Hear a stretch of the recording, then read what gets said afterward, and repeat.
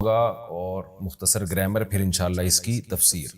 الکہف عربی میں کہتے ہیں غار کو، ویسے تو عربی میں غار کو غار ہی کہا جاتا ہے، اذ ہما فی الغار سورہ توبہ میں ہے نا، لیکن وہ غار اگر کشادہ ہو تو اس کو کہف کہا جاتا ہے، تو کشادہ غار کو ہم کہف کہتے ہیں، عام غار کو ہم عربی میں غار ہی کہتے ہیں۔ اعوذ باللہ من الشیطان الرجیم، بسم اللہ الرحمن الرحیم۔ الحمد للہ الذی، تمام تعریفیں اس اللہ کے لیے ہیں جس نے انزل علی عبدہ، جس نے نازل کی اپنے بندے پر الکتاب، کتاب کو یعنی قرآن کو، وَلَمْ يَجْعَلْ لَهُ عِوَجًا، اور نہیں بنایا اس نے اس قرآن کے لیے کوئی کجی۔ عوج ٹیڑھے پن کو کہتے ہیں، اعوجاج کا معنی کسی چیز کا ٹیڑھا ہونا۔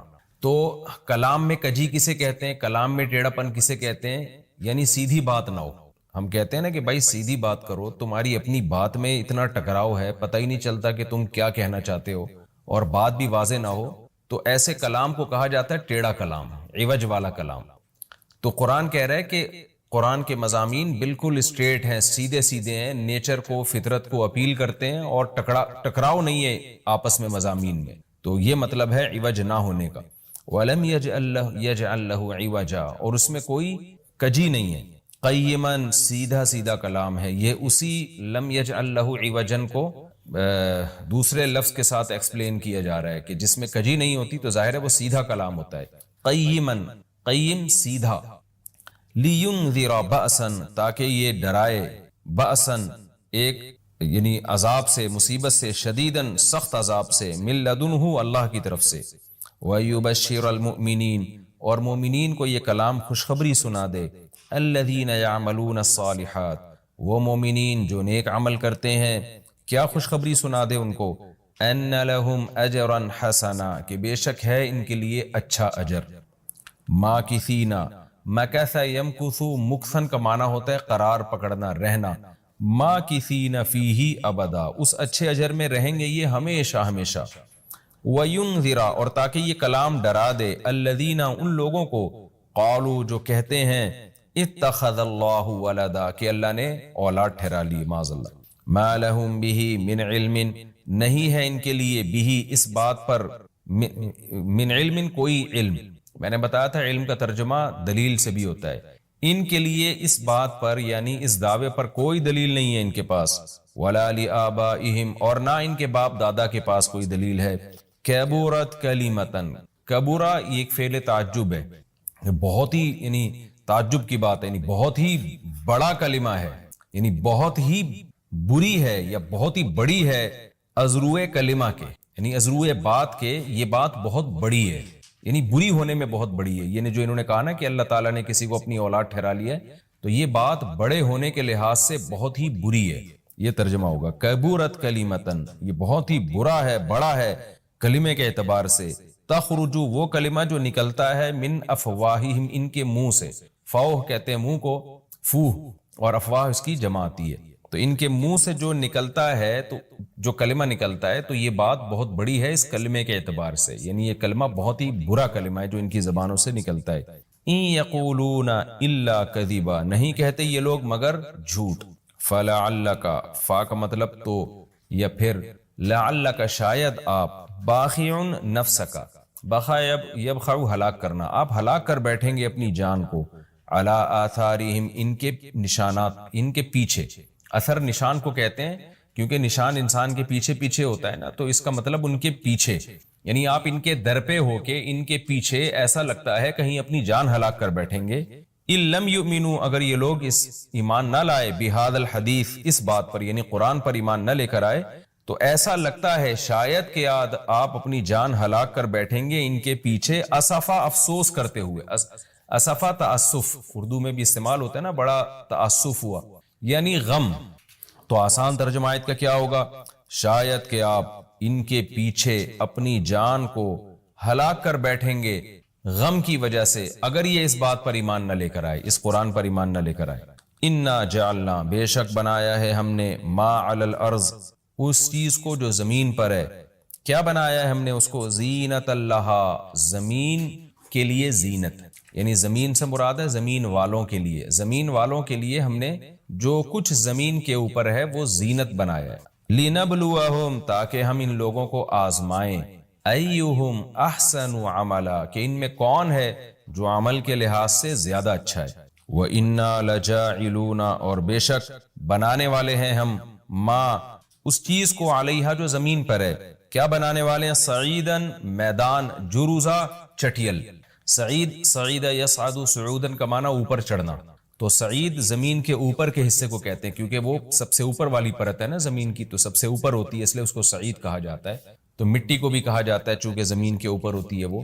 اور جروزا، جرز کہتے ہیں کاٹنے کو، جرز عربی میں، جروز کٹی ہوئی، تو کٹی ہوئی زمین کا مطلب ہے جس کی فصل کٹی ہوئی ہو، تو فصل جب زمین کی کٹتی ہے تو چٹیل میدان بن جاتی ہے۔ تو یہاں مطلب یہ نہیں ہے کہ زمین کے اوپر جس کی فصل کاٹ دی گئی ہو، ہم وہ والی زمین کے اوپر کو وہ بنانے والے، مطلب یہ ہے کہ چٹیل، یہ کنایا ہے یعنی مجاز ہے کہ جب فصل کٹ جاتی ہے تو زمین چٹیل میدان بن جاتی ہے۔ تو اس کا ترجمہ کیا ہوگا، وَإِنَّا لَجَاعِلُونَ، ہم بنانے والے ہیں، ما علیہا، ان تمام چیزوں کو جو زمین پر ہیں، کیا بنانے والے ہیں، سعیدن جروزا، چٹیل میدان بنانے والے ہیں، سب ختم ہو جائے گا۔ ام حسبتا، اے مخاطب یا اے محمد صلی اللہ علیہ وسلم، کیا آپ سمجھتے ہیں، کہ آپ گمان کرتے ہیں، ان اصحاب الکہفی، کہ غار والے لوگ، والرقیم، اور پہاڑ والے لوگ، رقیم رقمت الجبل، جبل کے کنارے کو کہتے ہیں، رقمت الجبل کا مطلب ہوتا ہے پہاڑ کا کنارہ، پہاڑ کے کنارے میں کوئی بھی جگہ ہو تو اس کو رقمت الجبل کہا جاتا ہے، اسی سے رقیم نکلا ہے۔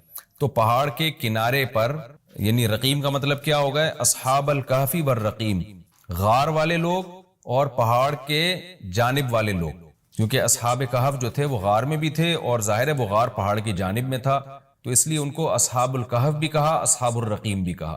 اور بعض حضرات نے کہا کہ یہ رقیم رقم سے نکلا ہے، رقم یرقوم کا معنی ہوتا ہے لکھنا، تو مرقوم ہے نا، مرقوم لکھی ہوئی چیز کو کہا جاتا ہے۔ تو اصحاب رقیم ان کو اس لیے کہا گیا ہے دو وجہ سے، بعض یعنی اگر ہم اس کو لکھی ہوئی تحریر سے مراد لیں تو دو وجہ سے ان کو رقیم کہا جا سکتا ہے، یا تو اس لیے کہ ان کا واقعہ تاریخی کتابوں میں تواتر سے چلا آ رہا تھا، یعنی مورخین اس واقعے کو لکھتے تھے، تو یہ لکھی بھی، یعنی وہ لوگ بن گئے جن کو لکھا گیا ہے، اس لیے اللہ نے ان کو اصحاب الرقیم کہا، یعنی وہ لوگ جن کی ہسٹری کو لکھا گیا ہے۔ تو ظاہر عجیب لوگ تھے تبھی تو ان کی ہسٹری کو لکھا گیا، نارمل واقعات عام طور پہ نہیں لکھے جاتے۔ اور بعض نے کہا نہیں، رقیم ان کو اس لیے کہا گیا کہ پہاڑ جس میں انہوں نے کئی سو سال گزارے، یعنی بہت عرصہ گزارا، تو اس پہاڑ میں ان کے نام پھر لوگوں نے نا لکھ کے لٹکا دیے تھے، تو اس لیے بھی ان کو رقیم کہا گیا ہے، رقیم والے، یعنی وہ لوگ جن کے نام کی پرچی پہاڑ پہ لٹکا دی گئی تھی، تختی لٹکا دی گئی تھی۔ تو خیر دو مفہوم ہو سکتے ہیں، زیادہ ترجیح اس کو دی گئی ہے کہ اس سے پہاڑ مراد لیا جائے، تو آسان ترجمہ بھی یہی بنے گا، ان ام حسبت ان اصحاب الکہف والرقیم، اے نبی کیا آپ سمجھتے ہیں کہ غار والے اور پہاڑ والے لوگ، کانوا من آیاتنا عجبا، وہ تھے ہماری نشانیوں میں سے بڑی عجیب نشانی، یعنی کیا آپ یہ سمجھتے ہیں، اگر یہ سمجھتے ہیں تو واقعی ایسا ہی ہے، وہ بڑی عجیب نشانی تھے۔ ایک مطلب تو یہ ہو سکتا ہے، اور ایک مطلب اس آیت کا یہ ہو سکتا ہے کہ آپ سمجھتے ہیں کہ یہ بڑی نشانی تھے، حالانکہ یہ اتنی بڑی نہیں تھے، یہ کائنات جو ہے یہ اس سے بھی بڑی نشانی ہے، یعنی لوگ تو اس کو بڑی نشانیوں میں سے ایک سمجھ رہے ہیں، حقیقت میں یہ کائنات اس سے بڑی نشانیاں ہیں۔ یہ ہوتا ہے نا جب ہم کسی کو کہتے ہیں یار تم اس واقعے کو کوئی عجیب سمجھ رہے ہو، تو اس میں ہمارا مقصد انکار کرنا ہوتا ہے کہ یہ کوئی اتنا بڑا عجیب واقعہ نہیں ہے۔ تو اللہ بھی بتا رہے ہیں کہ اے نبی، یہ جو لوگ آپ سے آ کے سوال پوچھ رہے ہیں کہ اصحاب کہف کا بڑا عجیب واقعہ تھا، وہ کیا ہے، تو اللہ کہتے ہیں کہ آپ اس کو عجیب سمجھتے ہیں، یہ تو ہماری قدرت کا ایک ادنا سا اظہار ہے، ہم نے تو اس سے بڑے عجیب عجیب کام کی۔ تفسیر میں اس کی ڈیٹیل آئے گی انشاءاللہ۔ اذ اول فتیتو، اس وقت کو یاد کرو جب، فتیہ فتح کی جمع ہے، فتح عربی میں نوجوان کو کہتے ہیں، فتیہ اس کی جمع آتی ہے۔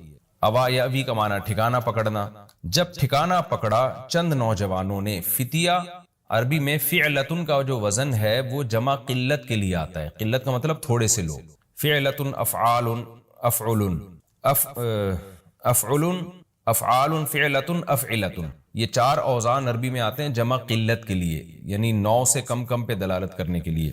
اذ اول فتیتو، جب چند نوجوانوں نے ٹھکانہ پکڑا، الی الکہف، غار کی طرف، فقالو، پھر کہنے لگے، ربنا آتینا، اے ہمارے رب ہم کو عطا کر دے، من لدن کا اپنی طرف سے، رحمتن، رحمت بھی، وہیئ لنا، اور تیار کر دے ہمارے لیے، انتظام کر دے ہمارے لیے، ہیئ یہیئ، سبح یسبح کی طرح، تیار کرنا، انتظام کرنا، کھانا پکانے کو بھی کے لیے بھی یہ لفظ استعمال ہوتا ہے کیونکہ وہ تیار کیا جاتا ہے نا، تو ہیئ لنا، اور انتظام کر دے ہمارے لیے من امرنا ہمارے کام میں، یعنی جس کام کے لیے ہم نکلے ہوئے ہیں اس میں ہمارے لیے مہیا کر دے. یہ لفظ اردو میں بھی استعمال ہوتا ہے نا، میں نے اس کے لیے یہ چیز مہیا کر دی، یعنی ارینج کر کے دے دی اس کو میں نے. تو ارینج کرنا بھی اردو میں آج کل یہ انگلش کا یہ ورڈ بھی بہت کثرت سے استعمال ہوتا ہے، ارینج کرنا. یہ بہت اچھا ترجمہ ہوگا اس کا. وَهَيِّئْ لَنَا مِنْ أَمْرِنَا، اور انتظام کر دیجئے ہمارے لیے ہمارے اس معاملے میں سے رشدا، درست رہنمائی کا، یعنی ہمیں اس میں صحیح رہنمائی کر دیجئے، رشد کا انتظام کر دیے ہمارے لیے کہ ہم غلط سمت میں نہ چل پڑیں. فَضَرَبْنَا عَلَىٰ آذَانِهِمْ، ہم نے ڈال دیے ان کے کانوں پر. کیا ڈال دیے؟ پردے. یہ کنایا ہے سونے سے. جب آپ بہت گہری نیند سوتے ہیں نا تو کان سننے کی صلاحیت سے محروم ہو جاتے ہیں. اللہ میاں یہ بھی کہہ سکتے تھے ہم نے آنکھوں پہ پردے ڈال دیے، لیکن بعض دفعہ یہ ہوتا ہے کہ آپ کی آنکھ سو جاتی ہے لیکن ذرا سی آواز سے آپ اڑ جاتے ہیں. تو جب ہم سوتے ہیں نا تو آنکھوں کا کنیکشن پہلے ختم ہوتا ہے، پھر جب مزید گہری نیند میں جاتے ہیں تو کانوں کا کنیکشن ختم ہو جاتا ہے. یہی وجہ ہے کہ ہلکی نیند جب ہو آنکھ سے نظر آنا تو بند ہو جاتا ہے، لیکن ذرا سا کوئی پکارے گا آپ کی آنکھ کھل جائے گی، کیونکہ کانوں کی جو سماعت ہے وہ بحال ہوتی ہے. تو اس لیے اللہ میاں نے گہری نیند سے تعبیر کرنے کے لیے فرمایا فَضَرَبْنَا عَلَىٰ آذَانِهِمْ. اذن کان کو کہتے ہیں، آذان اس کی جمع. ہم نے ان کے کانوں پہ پردے ڈال دیے. کیا مطلب؟ اتنی گہری نیند سو گئے کہ اب جتنا بھی شور شرابہ ہو ان کی آنکھ نہیں کھلنے والی تھی. فَضَرَبْنَا عَلَىٰ آذَانِهِمْ فِي الْكَهْفِ، غار کے اندر ہم نے ان کے کانوں پہ پردے ڈال دیے. سینینا، کئی سال، عددا، عدد کے اعتبار سے، یعنی عدد کے اعتبار سے کئی سال تک ہم نے ان کے کانوں کے اوپر پردے ڈال دیے. ثم بعثناہم، پھر ہم نے ان کو اٹھایا یعنی جگایا.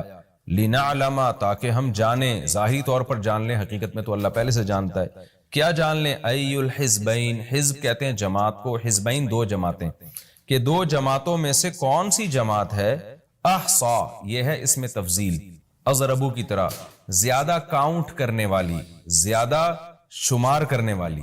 احصا کا مطلب ہوتا ہے احاطہ کر لینا، کاؤنٹ کر لینا. ایہم ای الحزبینی، دونوں جماعتوں میں سے کون سی جماعت ایسی ہے احصا جو زیادہ اچھا کاؤنٹ کرنے والی ہے، لما، اس مدت کو، لبثو، لما لبثو امدا، امدا کہتے ہیں مدت کو، احصا امدا اصل میں یوں تھا، امد کو زیادہ کاؤنٹ کرنے والی ہے، لما اس امد کو، لبثو جس امد تک یہ ٹھہرے ہیں. تو امد کا معنی کیا ہے؟ مدت. دوبارہ ترجمہ کر دیتا ہوں.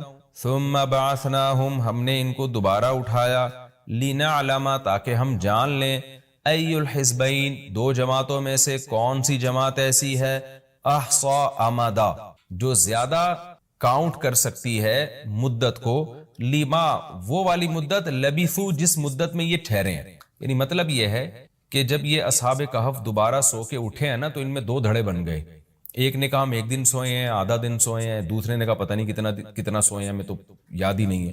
تو اللہ نے کہا ہم دیکھنا چاہتے تھے کہ ان دونوں جماعتوں میں سے کون سی زیادہ اچھی یعنی زیادہ اچھا کاؤنٹ کر سکتی ہے مدت کو. تو ظاہر ہے اس نے زیادہ اچھا، دو فریق بن گئے نا، ایک نے کہا 24 گھنٹے یا اس سے کم سوئے ہیں، دوسرے نے کہا نہیں جی ہم اللہ ہی جانتا ہے. تو وہ جس نے کہا نا کہ اللہ ہی جانتا ہے وہ زیادہ اچھا کاؤنٹ کر رہی تھی، کیونکہ اس میں کوئی فیصلہ کرنا ممکن ہی نہیں تھا. تو یہ لام عاقبت کا لام کہلاتا ہے. عاقبت کا لام کا مطلب جس کا رزلٹ یہ نکلا. یہ مطلب نہیں تھا کہ اللہ نے ان کو سلایا اس لیے تھا تاکہ ان کا اختلاف ہو اور ہم یہ دیکھنا چاہتے تھے کون زیادہ اچھی مدت کاؤنٹ کرتا ہے. ظاہر ہے یہ تو کوئی حکمت نہ ہوئی نا، اتنی بڑے ایک معجزہ اللہ نے اپنی قدرت دکھائی. تو اس لام عاقبت کا مطلب کہ ہم نے جب ان کو اٹھایا تو اس کا رزلٹ یہ نکلا. بہت ساری حکمتیں حاصل ہوئی، ان میں ایک رزلٹ یہ بھی نکلا کہ ہم دیکھ رہے تھے کہ دیکھیں کون بتاتا ہے کہ ہم کتنی مدت تک ہم سوئے ہیں اور اس میں درست نتیجے تک کون پہنچتا ہے. تو یہ اس رکوع کا لفظی ترجمہ مختصر گرامر کے ساتھ ہو گیا. اب ہم اس کی تفسیر کی طرف چلتے ہیں. سورہ کہف کا پہلا رکوع اور 15ویں پارے کا 13واں رکوع.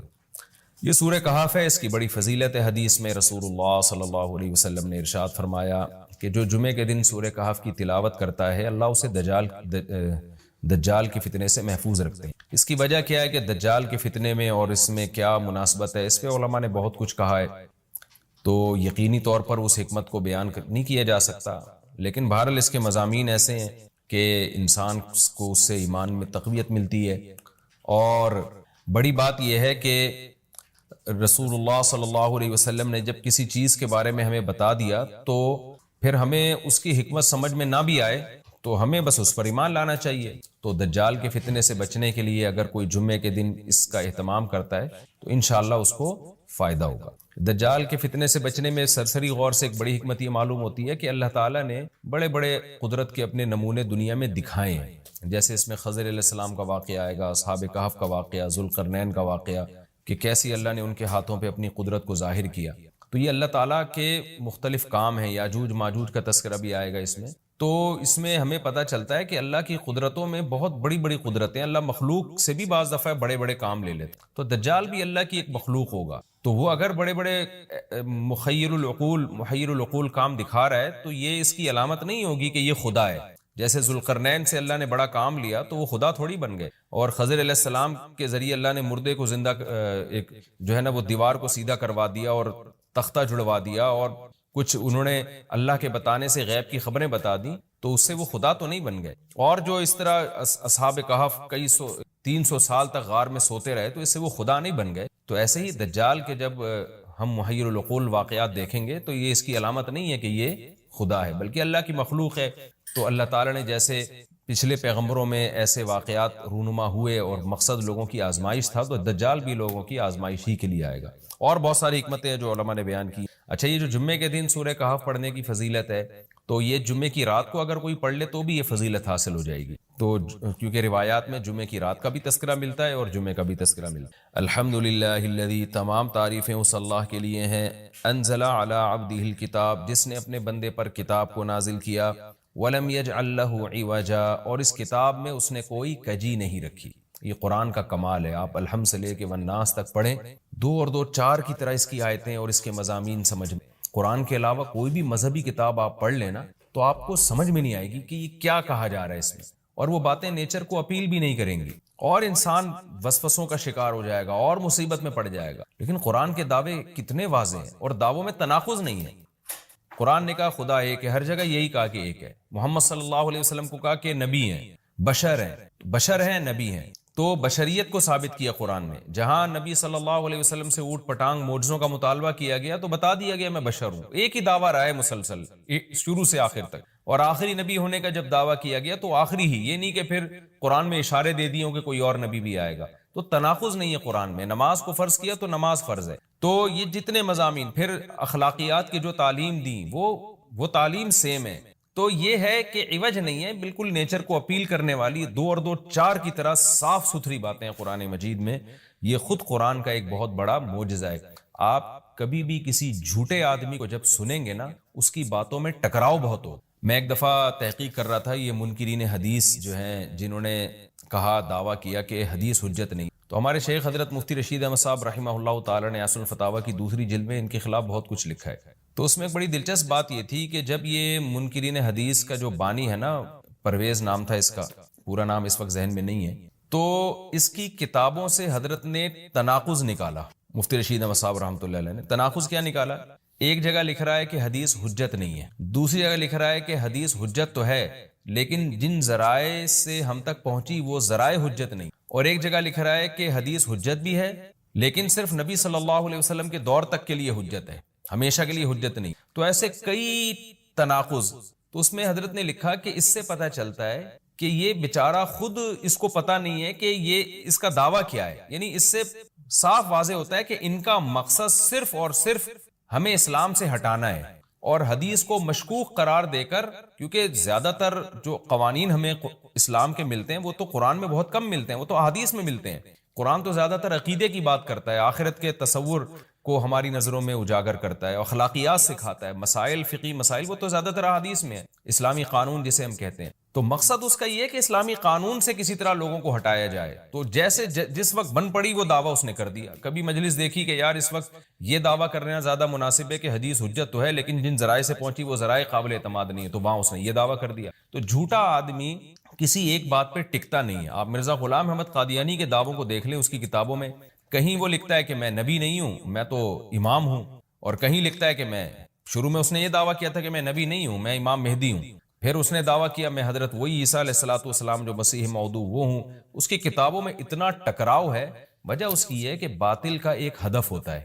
تو وہ دیکھتا ہے کہ جیسا دیس ویسا بھیس، جیسے اس کا ہدف ہوتا ہے شہرت، دولت، اور یا لوگوں میں پھوٹ ڈالنا یا کوئی منصب حاصل کرنا کسی سے، تو وہ پھر دیکھتا ہے کہ جس وقت جو طریقہ اس کو سوٹیبل لگتا ہے نا، وہ وہی طریقہ اختیار کر لے۔ تو ہر باطل میں یہ ہوتا ہے، آج بھی ہم دیکھتے ہیں جو اہل باطل ہوتے ہیں وہ کسی ایک بات پہ ٹکتے نہیں ہیں۔ ایک تو ہوتا ہے نا انسان سے غلطی سے ایک دعویٰ ہو گیا، اس سے رجوع کر لے، وہ ایک الگ چیز ہے، وہ تو ہر انسان سے خطا ہو سکتی ہے، لیکن اہل باطل کے دعووں میں بہت ٹکراؤ ہوتا ہے، وہ کسی ایک بات پہ ٹکتے نہیں ہیں۔ آج بہت سارے اسکالرز ایسے ہیں کہ آپ جب ان کی تقریریں سنیں گے یا ان کی کتابیں پڑھیں گے تو انہیں بہت ٹکراؤ نظر آئے گا، اسی سے صاف پتہ چل جاتا ہے کہ یہ لوگ اپنے دعوے میں مخلص نہیں ہیں، ان کا مقصد پھوٹ ڈالنا ہے۔ تو جتنی جو تحریف شدہ آسمانی کتابیں ہیں، یہ جتنے باطل مذاہب ہیں، ان میں بھی آپ کو یہ ٹکراؤ نظر آتا ہے۔ تو قرآن یہ دعویٰ بار بار کرتا ہے کہ اللہ تعالیٰ نے جو کلام اپنے حبیب صلی اللہ علیہ وسلم پہ نازل کیا، اس میں آپ کو عوج نظر نہیں آئے گا، کوئی کجی نظر نہیں آئے گی، بہت واضح 2 اور 2 4 کی طرح وہ اپنے دعووں کو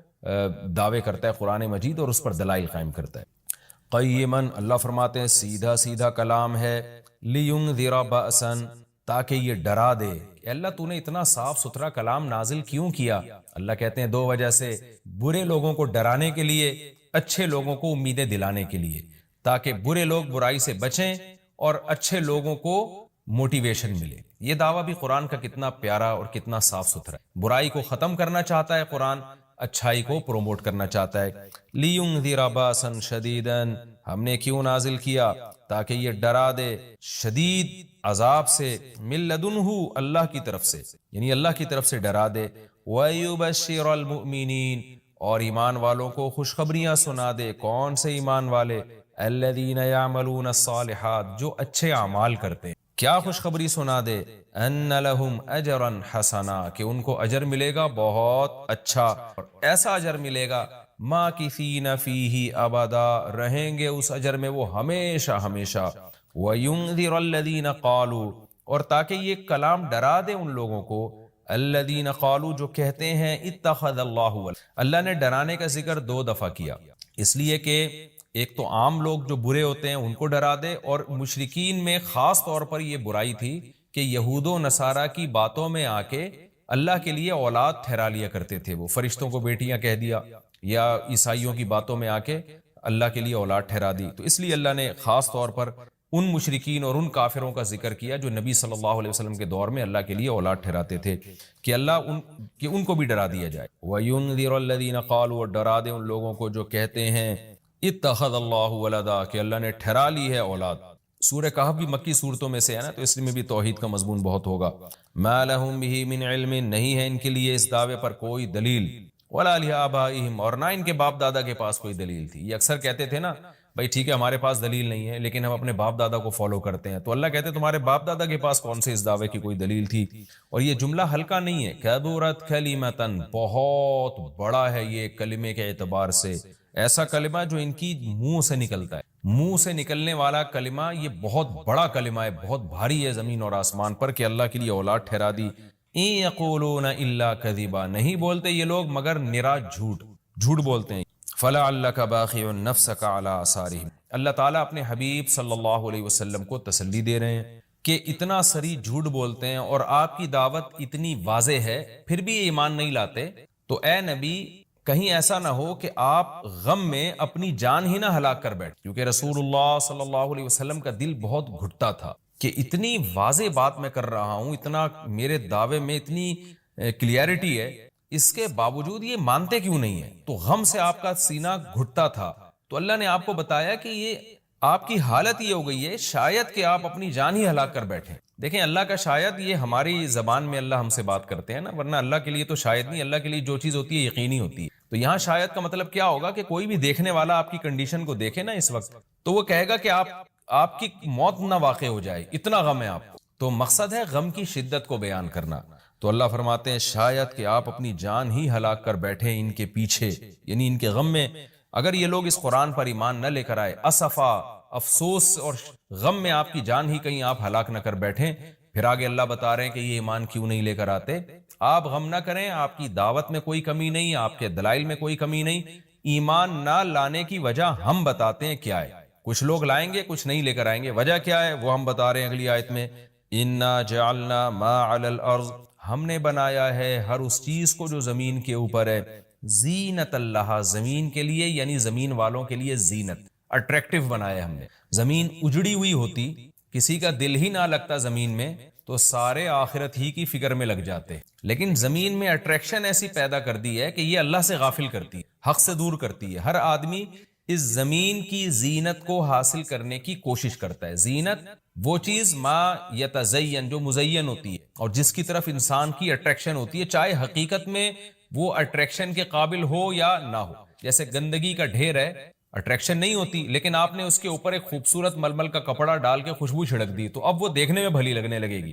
تو جو چیز دیکھنے میں بھلی لگتی ہے اس کو مزین کہا جاتا ہے، چاہے حقیقت میں ہو یا نہ ہو۔ تو اللہ نے کہا کہ ہم حقیقت میں زمین اچھی ہے یا نہیں ہے یہ لوگ اس کو نہیں دیکھتے، بس اٹریکٹیو ہے اس کو دیکھتے ہیں، کہ اس کا یہ اٹریکٹ کرتی ہے اپنی طرف۔ حقیقت میں دیکھا جائے تو مسافر خانہ ہے نا، کتنی بھی مل جائے تو ختم ہونے والی ہے، تو فنا ہونے والی چیزوں سے کون دل بہلاتا ہے؟ لیکن اللہ بتا رہے کہ ہم نے چونکہ اس کو مزین کر دیا ہے، تو اس مزین ہونے کا نتیجہ یہ ہے کہ کچھ لوگ اس میں پڑھ کے اللہ کو بھول جاتے ہیں اور کچھ اس کی حقیقت کو دیکھ کر اللہ کو یاد رکھتے ہیں۔ تو آزمائش جبھی ممکن ہے جب اس زمین کو اٹریکٹیو بنایا جائے۔ آگے اس لیے اللہ نے فرمایا کہ ہم نے بنایا ہے جو کچھ اس زمین کے اوپر ہے زینت اللہ، زمین کے لیے مزین۔ کیوں بنایا ہے؟ لِنَبْلُوَهُمْ، تاکہ ہم لوگوں کو آزمائیں، ایہم احسن عملا، کہ ان میں عمل کے لحاظ سے زیادہ اچھا کون ہے۔ اگر زمین کو مزین نہ بنایا جاتا تو سارے عمل کے لحاظ سے بہت اچھے ہو جاتے، کیونکہ قربانی نہ دینی پڑتی۔ اب اس مزین زمین کی بہت سی چیزوں کو چھوڑنا پڑتا ہے، نماز کے وقت دکان چھوڑنی پڑتی ہے، اور صدقات و خیرات کے وقت مال کی قربانی دینی پڑتی ہے، اور جو شریعت کے جتنے بھی احکام ہیں تو جاہ کی قربانی دینی پڑتی ہے، منصب کی قربانی دینی پڑتی ہے۔ تو اللہ کہتے ہیں ہم نے چونکہ مزین بنا دیا تاکہ ہم لوگوں کو آزمائیں۔ تو ظاہر ہے جب آزمائش ہوتی ہے تو اے نبی کچھ لوگ کامیاب ہوتے ہیں اور کچھ لوگ ناکام ہوتے ہیں۔ تو آپ چاہتے ہیں کہ ساری دنیا ایمان لے آئے، سارے نیک بن جائیں، یہ آپ کی چاہت پوری نہیں ہو سکتی، کیونکہ امتحان میں 100% لوگ کامیاب عام طور پر نہیں ہوا کرتے۔ وَإِنَّا لَجَاعِلُونَ مَا عَلَيْهَا صَعِيدًا جُرُزًا، اور یاد رکھو جو کچھ زمین کے اوپر ہے ہم اس کو بنانے والے چٹیل میدان۔ یعنی اللہ نے جب یہ کہا نا کہ زمین کے اوپر کی چیزوں کو ہم نے مزین کر دیا، تو آگے نافرمانوں کو ایک دھمکی بھی دے دی کہ تم جو اس میں پڑھ کر ایمان سے اور نیک عمل سے غافل ہو رہے ہو کہ بھئی اتنی اٹریکشن ہے، تو اس کا ایک دوسرا پہلو بھی ہے۔ وہ پہلو کیا ہے؟ چٹیل میدان بن جائے گی، سب تباہ و برباد ہو جائے گا۔ یعنی ایگزامینیشن ہال میں جب جو نعمتیں آپ کو دی جاتی ہیں وہ ہمیشہ کے لیے تھوڑی دی جاتی ہیں، وہ تو اس وقت تک کے لیے دی جاتی ہیں جب تک امتحان چل رہا ہے، اس کے بعد وہ لے لی جاتی ہیں واپس۔